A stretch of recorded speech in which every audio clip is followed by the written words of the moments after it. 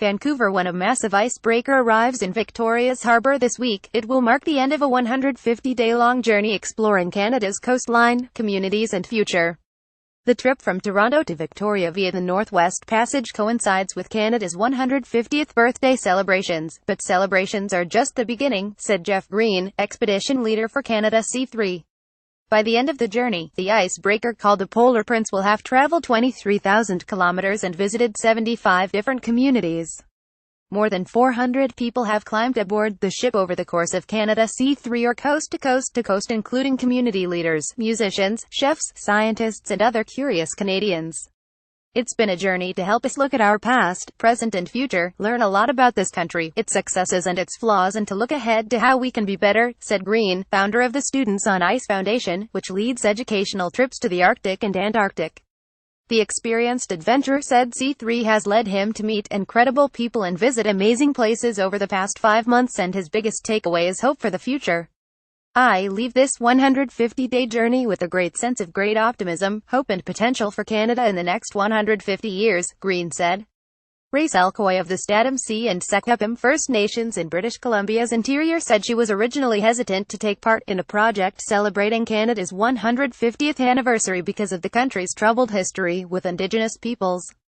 After speaking to other Indigenous participants, she decided to join in. Coy said she has been able to sincerely engage with everyone on board.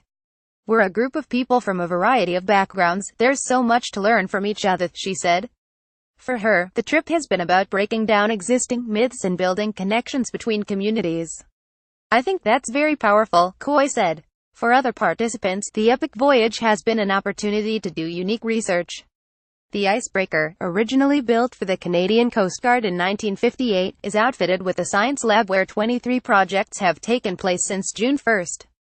Christy Miller is a scientist with the Department of Fisheries and Oceans who joined C3 to map organisms in different bodies of water by looking at cells left behind by everything from bacteria to marine mammals. The data has surprising findings.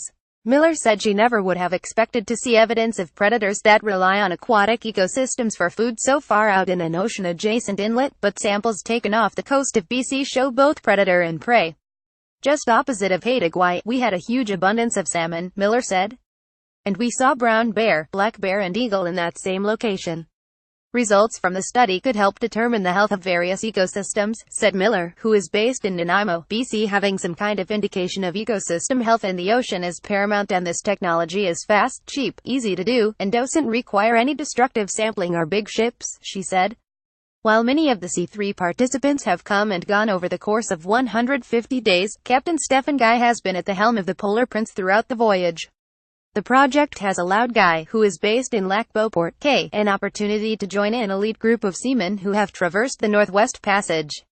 He said the journey has reminded him of his colleagues who attempted the same voyage 200 or 300 years ago with varying degrees of success. The highlight of the trip has been watching people come together and share, Guy added.